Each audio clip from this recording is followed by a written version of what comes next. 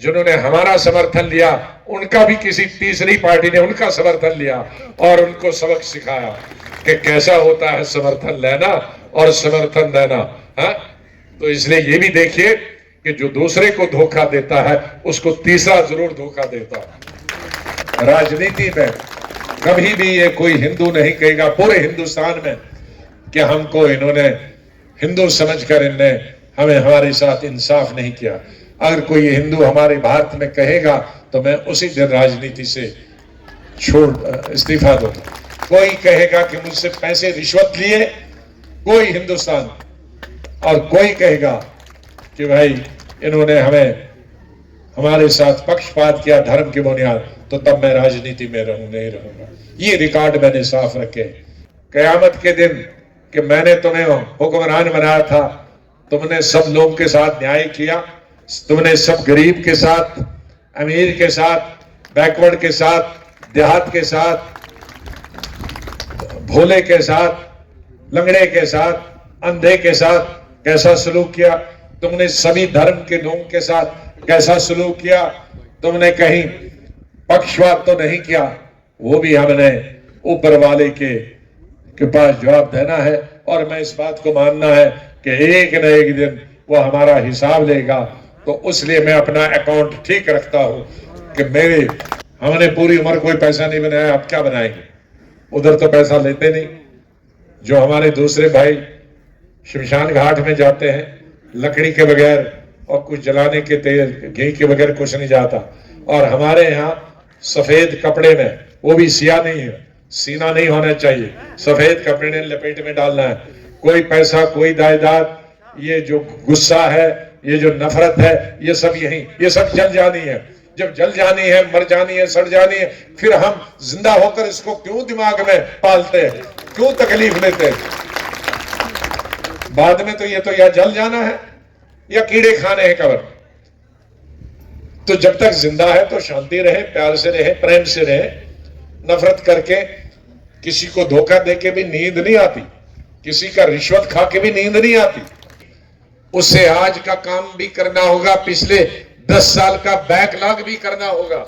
जो कमियां, मैं ये नहीं कहता कि पिछले 10 साल में कुछ नहीं, कुछ सड़कें बनी, ब्रिज बने, डिसिप्लिन आया, मुलाजिम टाइम पे जाते हैं, हड़तालें बंद हो गई।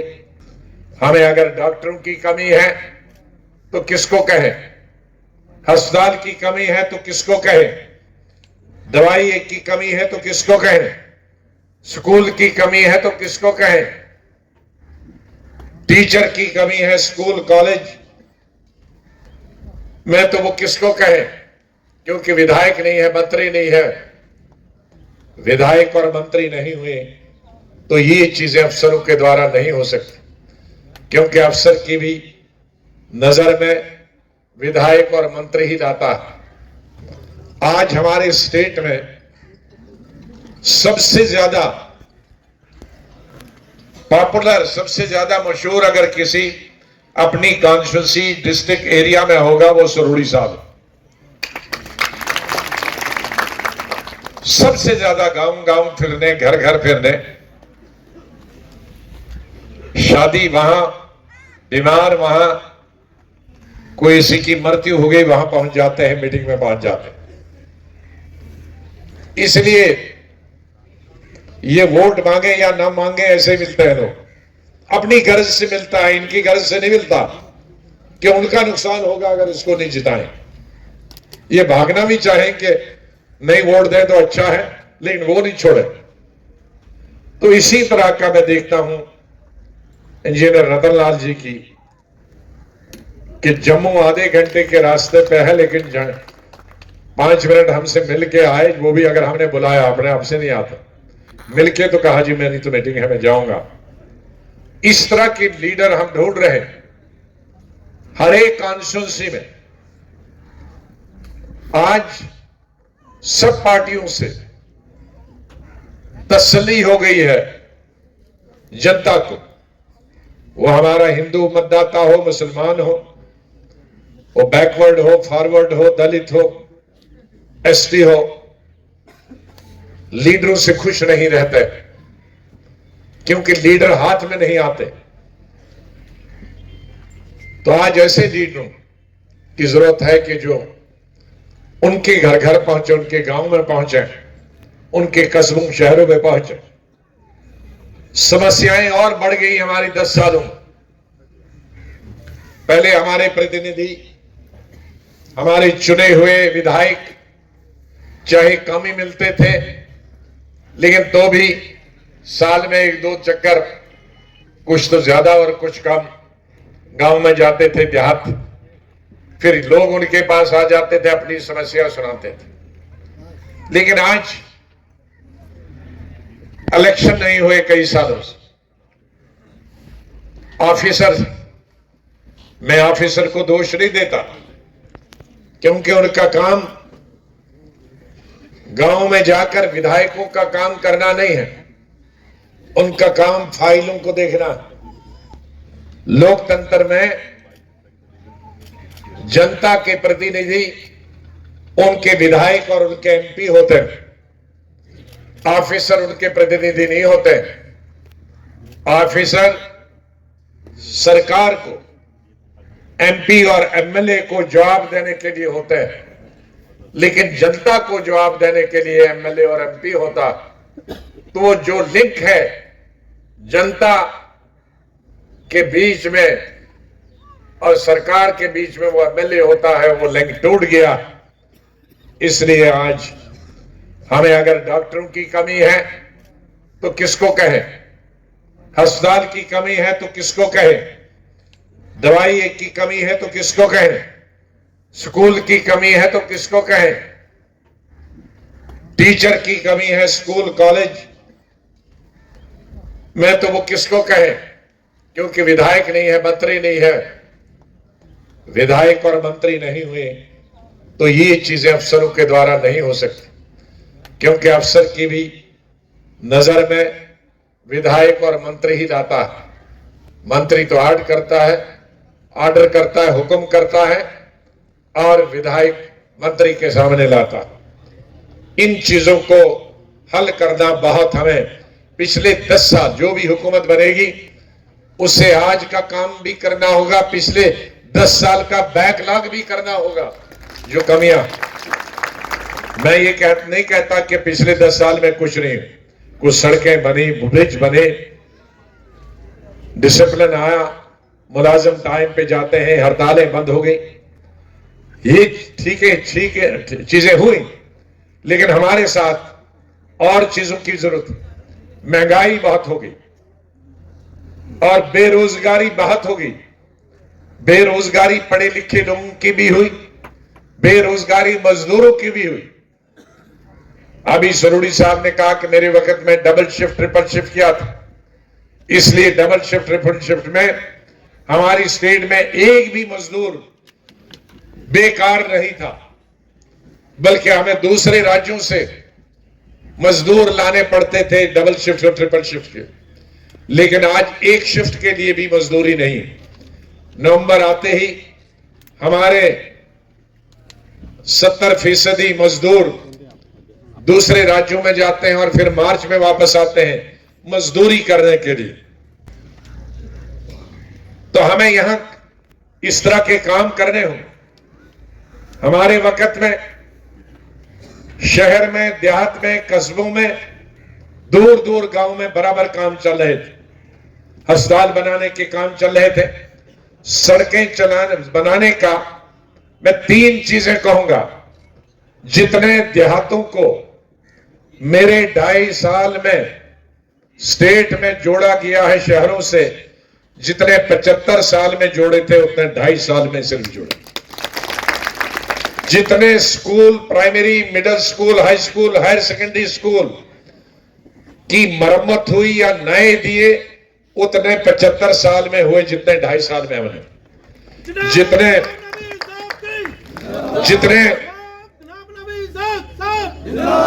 कैप्टन साहब, जितने मेडिकल कॉलेज, डिस्ट्रिक्ट हॉस्पिटल, सब district hospital, primary health centre, sub centre और दूसरी चीजें स्वास्थ्य से संबंधित या आयुर्वेदिया के स्कूल कॉलेजेस हुए, जितने 75 साल में हुए उतने 2.5 साल में। तो ये जितने तहसीलें, पटवारे, नियामतें बनी, कभी नहीं बनी। और क्या चाहिए? सड़क, स्कूल, मजदूरी, काम, अस्पताल, दवाइयां, ये सब कुछ। लेकिन आज वैसा कुछ नहीं। मेरे बाद भी हुकूमत आई जिसमें, अब मैं नाम नहीं लेना चाहता हूं, लेकिन उसमें भी कुछ नहीं हुआ, मिली जुली सरकार। तो इसलिए मैं वापस इसलिए हिंदुस्तान भर से आया कि यहां की जो बिगड़ती हुई हालात, जो कामकाज ठप हो गया 2008 के बाद, कुछ गाड़ी आगे बढ़ी नहीं, रेल की पटड़ी, रेल पटड़ी से नीचे आ गई, वो पटड़ी पे चढ़ नहीं रही। उस रेल को वापस पटड़ी पे चढ़ाना है ताकि वो काम की रेल फिर चले, काम की गति आगे बढ़े, लोग खुश हों। हमने नारा दिया था जम्मू कश्मीर, खुशहाल जम्मू कश्मीर। खुशहाल जम्मू कश्मीर का मतलब है सबके, गरीब के, शहर में रहने वाले, देहात में रहने वाले, कस्बों में रहने वाले गरीब लोगों के होंठों पे खुशी हो, मुस्कुराहट, किसी के आंख में आंसू ना होए, प्यार से रहें, मजहब के नाम पर, धर्म के नाम पर जंग न हो, नफरत को खत्म करें, सभी लोगों को के साथ न्याय होए, कश्मीर के साथ भी उतना ही न्याय हो जाए, उतना भी उनको, और जम्मू सूबा के लोगों के साथ भी उतना ही न्याय हो, शहर के लोगों को भी और देहात के लोगों को भी बराबर सरकारी हिस्सा मिले।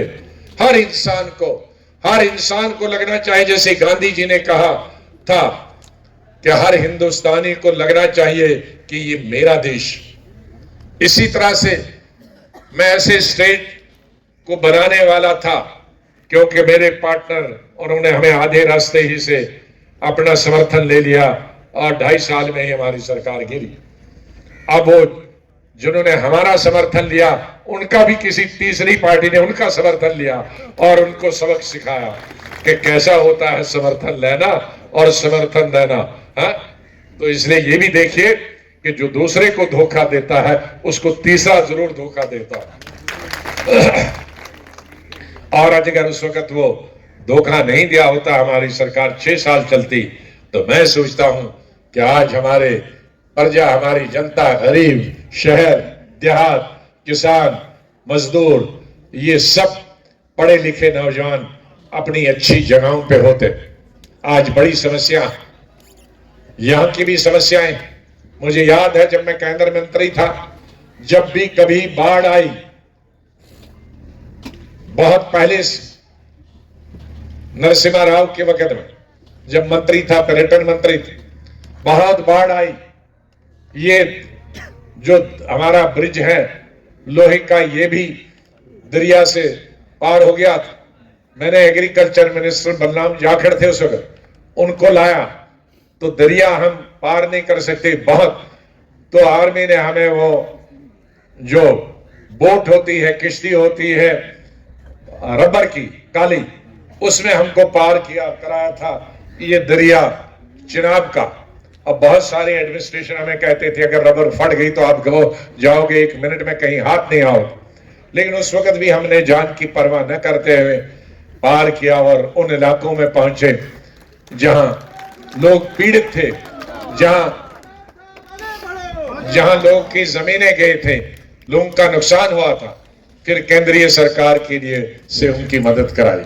उसके बाद जब भी गोलियां इस एरिया में चली, बॉर्डर पर मैं हर दफा गया और उनकी सहायता की और उनकी मदद की। और कुछ साल जब ये सरकार आई थी, बीजेपी की सरकार, पिछले 3-4 सालों में, अब तो ऊपर वाले की कृपा से पिछले 4-5 सालों से कोई गोला बारूद बॉर्डर पे दोनों तरफ से बंद है। लेकिन पहले 4-5 साल बहुत तकलीफ हुई थी, छम से लेकर और साबा से लेकर आरसपुरा से लेकर कठवा तक और उधर राजौरी पुंछ का जो हमारे बॉर्डर है, बराबर वहां गोला बारूद चलती रही, जिससे बहुत नुकसान हुआ। ये जो हमारा इंटरनेशनल बॉर्डर है, मैंने जब चीफ मिनिस्टर था तो तब ऑर्डर किया था कि जब तक 1-2 महीने वो गोला बारूद दोनों तरफ से चलता है, बॉर्डर पे हमारा नुकसान होता है, हिंदू मुसलमान सिख भाइयों का, माल मवेशी का, घर का, जमीन का, कभी कभी इंसानों का, तो उसके लिए मैंने कहा था कि बॉर्डर से हम दूर, जहां तक कोई भी पाकिस्तान की तरफ से गोला बारूद न पहुंचे, वहां हम 5-5 मरले जमीन देंगे, ताकि बॉर्डर के लोग अपना छोटा सा घर बनाएं और मवेशी के लिए शेड बनाएं, ताकि जब तक गोला बारूद चले थे वो वहां सेफ जगह रहे। मेरे ही वक्त में उसकी लैंड, सरकारी लैंड लेने का काम शुरू किया था, लेकिन तब तक मेरी सरकार चली गई। आज 17 साल हुए, 16 साल हुए, उसके बाद जो मैंने जमीन ली भी थी वो भी वैसी की वैसी रही, उसमें किसी ने बांटा नहीं और नई भी तो ली नहीं। अगर हमारी सरकार दोबारा आएगी तो दोबारा हम जमीन एक्वायर करेंगे, सरकारी जमीन, और हमारे भाइयों बहनों के लिए सुरक्षा के लिए जो भी बॉर्डर पे स्पेशल भर्ती करने की जरूरत है। बॉर्डर पे ज्यादा मजीद अस्पताल और स्कूल खोलने की जरूरत है। आर्मी, फौज, पैरामिलिट्री फोर्सेस और लोकल पुलिस में भी राजौरी पुंछ से लेकर और यहां हमारा जो बॉर्डर का इलाका है, चाहे वो इंटरनेशनल बॉर्डर है या लूसी है, इसमें बॉर्डर पे हमारे लोगों की फौज में, पैरामिलिट्री फोर्सेस में और पुलिस में मजीद भर्ती की जरूरत है। उससे कई फायदे हों, रोजगार भी होगा और उन्हें उन जगहों का मालूम भी होता है जो कि हमारे बाहर से लोग आते हैं, उनको जानकारी नहीं होती है और कभी हमारा नुकसान होता है। लेकिन लोकल लोग होंगे, उससे मालूम है कि जोग्राफिया क्या है, कहां से पाकिस्तान से लोग आते हैं, कहां से मिलिटेंट आते हैं, तो फौज का भी फायदा होगा, देश का भी फायदा होगा, हमारी सीमाओं का भी फायदा होगा, और जो लोग भर्ती होंगे उनके परिवार का भी फायदा होगा। ये भी हमारे एजेंडा में है।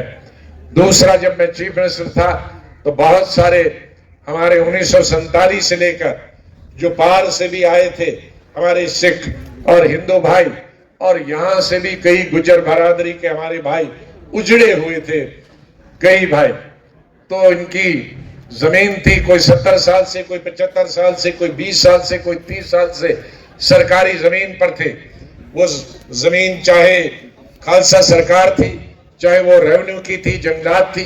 जंगलात शायद 200 साल पहले उसमें होंगे, अब तो जंगलात नहीं है, लेकिन कागजों में वो जंगलात है।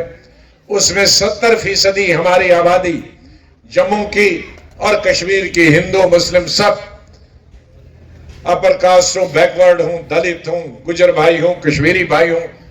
मैंने असेंबली से बिल पास किया था कि जो 20 साल से ज्यादा के पास उसका कब्जा है तो उनके नाम उनको किया जाए। कई बहुत सारे हमारे लाखों लोगों को उसका फायदा मिला था, लेकिन दुर्भाग्य से हमारी नई सरकार ने आज की उसको खत्म किया।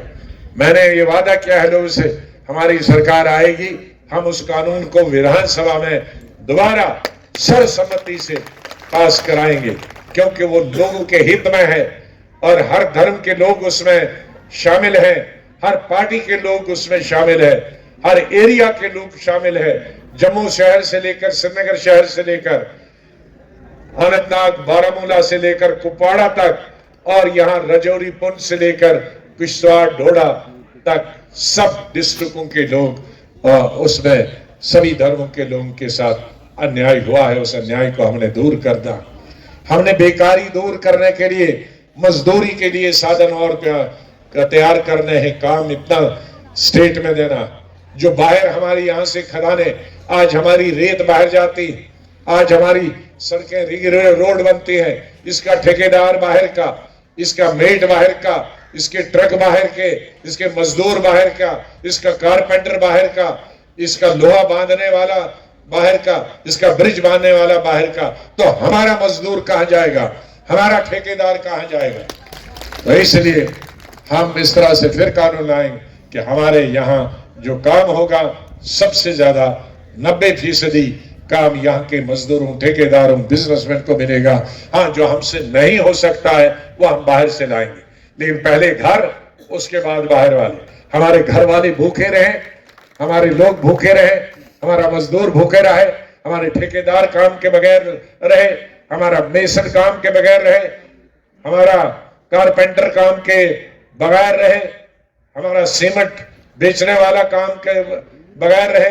तो ऐसा नहीं हो सकता। हमारे मेरे सामने धर्म एक अपना, हम घर में अपने धर्म का पालन करें, पूजा पाठ करें, जो भी पूजा पाठ करें, हम धर्मों का सबका आदर करने।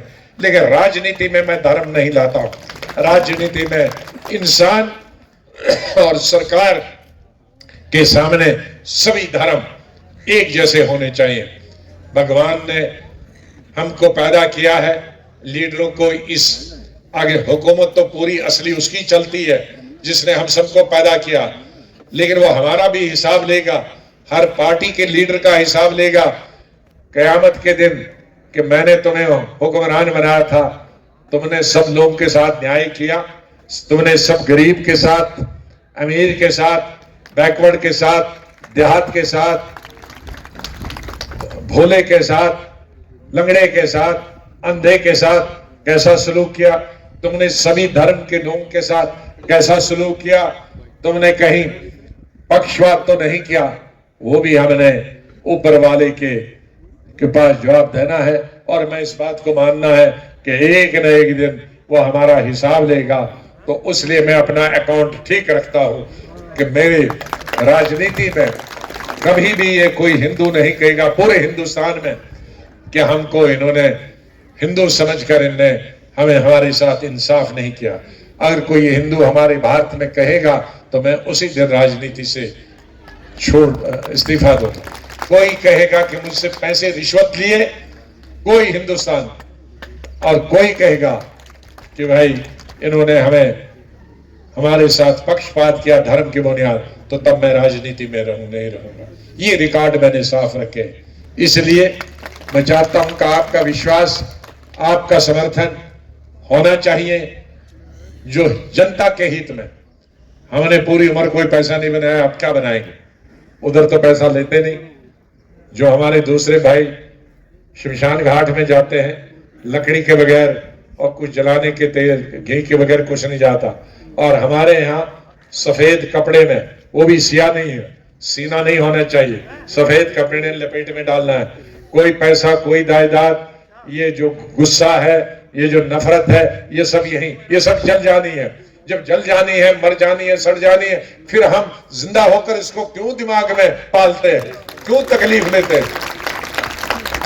बाद में तो या जल जाना है या कीड़े खाने हैं कब्र। तो जब तक जिंदा है तो शांति रहे, प्यार से रहे, प्रेम से रहे। नफरत करके, किसी को धोखा देके भी नींद नहीं आती, किसी का रिश्वत खा के भी नींद नहीं आती। तो नींद 100 जरूरी है कि 10 गाड़ियां हो, जरूरी है कि 100 का किलो मकान हो।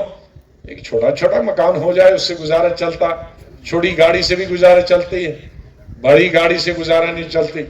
मैं तो किस्मत हूं, मैंने अभी एम्बेसडर गाड़ी के बगैर मुझे पता ही नहीं है। अब ये सरकारी गाड़ी है ये पता, लेकिन मैंने अपनी जिंदगी में सिर्फ एम्बेसडर गाड़ी ली है।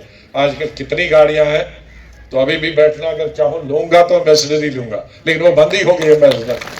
अब वैसा ही कोई खटारा और कोई बनता होगा वो लूंगा। तो इसलिए अयाशी की जिंदगी करने से कुछ नहीं मिलता, ना उस दुनिया में ना इस दुनिया में।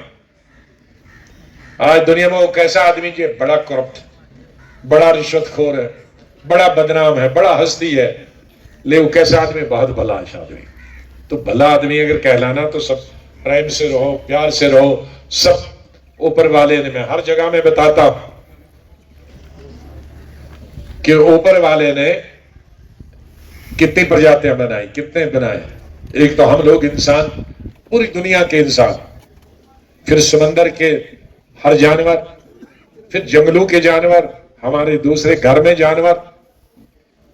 तो आप जब ऑपरेशन कराते हो किस मछली का खून लगाते हो? बीमार दिल का, हार्ट का, किडनी का पेशेंट को मछली का खून किसी ने दिया है पेशेंट को? अरे हाँ या ना? शेर का दिया है, घोड़े का दिया है, बकरी का दिया है, भैंस का दिया है, बैल का दिया है, इंसान का दिया है। आपने पूछा ये हिंदू है या मुसलमान? किसी ने पूछा ये गुज्जर है या बकरवाल या राजपूत या दलित है या ब्राह्मण? पूछा नहीं ना। तो जब भगवान ने बनाया है उसका मतलब है उसने ये एक ही जाति बनाई है, ये हम नहीं बनाए हैं तमाशे। उसने ये एक प्रजाति बनाई है कि जिसका खून जिससे मिले वो एक है। 4 टांगों वाला दूसरा है, मछली तैरने वाला तीसरा, और हम एक ही है, 2 टांग, 2 कान, 2 नाक, 10 हाथ, 32 दांत वाले। तो हम एक हैं। जब एक हैं तो फिर क्यों लड़ाई ले रहे हैं?